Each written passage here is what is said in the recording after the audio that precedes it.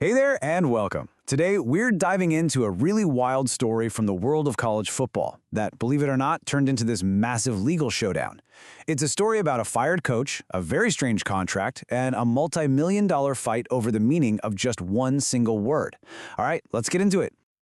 So, let me just kick this off with the central puzzle of this entire thing. Just imagine this. You get called into your boss's office. They tell you you don't have to do your job anymore, but you're still on the payroll. You're fired from your duties, but you're still an employee. It sounds impossible, right? Well, that's exactly the bizarre situation that started this whole mess.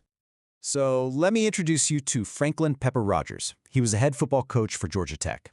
Back in December of 1979, the school decided, they wanted to go in a different direction. They put out a public announcement saying they would honor the financial contractual obligation to him. In plain English, they were going to keep paying his salary until the contract was up. But, and this is a huge but, they took away everything else. All the fringe benefits? Gone. So Rodgers sued them, not for his salary, but for the value of all those perks he just lost. And that right there brings us to the absolute heart of this legal fight. See, this wasn't your typical wrongful termination case. His salary was being paid. The real battle was over all the extras, the so-called fringe benefits, which, as you're about to see, were worth a fortune. The entire case, literally the whole thing, ended up hinging on the meaning of this one word, perquisite. His contract said he was entitled to perquisites, but what on earth does that actually mean?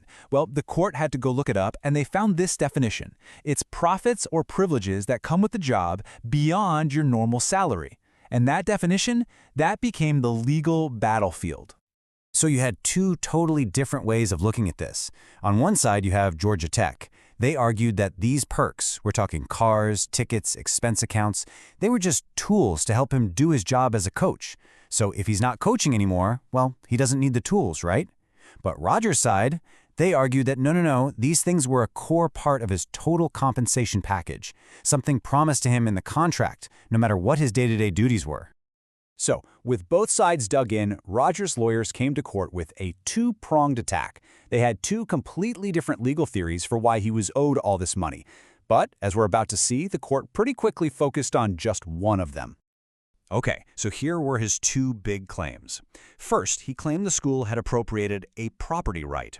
He was basically saying that his title, head coach of football, was a valuable thing, almost like a piece of property, and that the school had taken it from him. His second argument was much more straightforward. He just said that taking away his perks was a simple breach of his employment contract. Well, the court shut that first argument down almost immediately. They basically said, look, you can get paid if you're wrongfully fired, sure, but you don't own your job title like it's a piece of property. An employer can remove you from a position.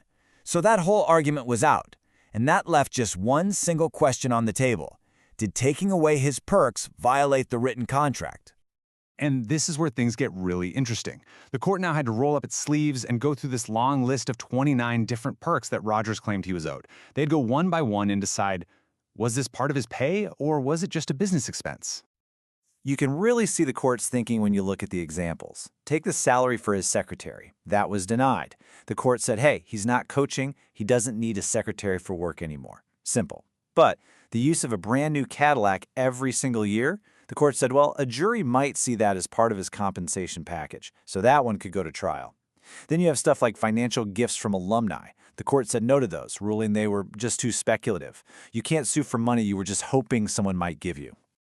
And to make it all even more complicated, a lot of the most valuable perks didn't even come directly from Georgia Tech. We're talking about income from his TV and radio shows, the profits from his summer football camp, all things he only had because he was the head coach. So the question became, could the school be on the hook for losing that money too? So the court came up with this really clear three-part test for these outside perks. 1. Was the loss a direct result of him being removed as coach? 2. Could the value of that loss be calculated with certainty? And 3, and this is the real kicker, was it foreseeable? In other words, did Georgia Tech know and expect that he'd be getting this outside income when they both signed the contract? So after all this digging and sorting through everything from car insurance to radio show profits, what was the final call on the appeal? Well, it wasn't a clean win or a simple loss for anybody. The official ruling came down as judgment affirmed in part, reversed in part. Now I know, that just sounds like a bunch of legal jargon for it's a tie. But what it really meant was that while the court agreed with some of the earlier decisions, it disagreed on some really important ones, which basically breathed new life into Rodgers' lawsuit. So let's be super clear on what this ruling actually meant. Coach Rodgers didn't walk away from the appeal with a big check. What he won was the right to go to trial. The appeals court said that for a lot of the really valuable perks, like the TV show, the summer camp, the car, a jury needed to be the one to decide if they were compensation and what they were worth. He hadn't won the war, but he had kept his case alive. Okay, so what's the big picture here? What can we all learn from this? Because beyond all the details of this one case, there's a really powerful lesson about contracts, responsibility, and the power of putting things in writing.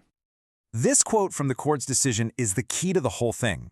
The contract was fuzzy. It was ambiguous about what perquisites actually meant. And when that happens, courts follow a classic rule. If a contract is vague, you interpret it against the person who wrote it.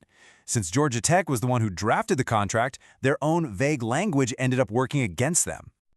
And that right there is the big takeaway from this whole legal saga. Ambiguity in a contract is a massive risk. If you don't clearly define what terms like perks or benefits actually mean, you're just leaving it up to a court to decide for you later on. And trust me, you might not like their definition. Clarity is absolutely everything. So, this whole thing leaves us with one final question to think about. I mean, this case might be from 1983, but the lesson here is timeless. It really makes you wonder, doesn't it? After seeing how one undefined word can spiral into a multi-million-dollar lawsuit, what's written in your contract?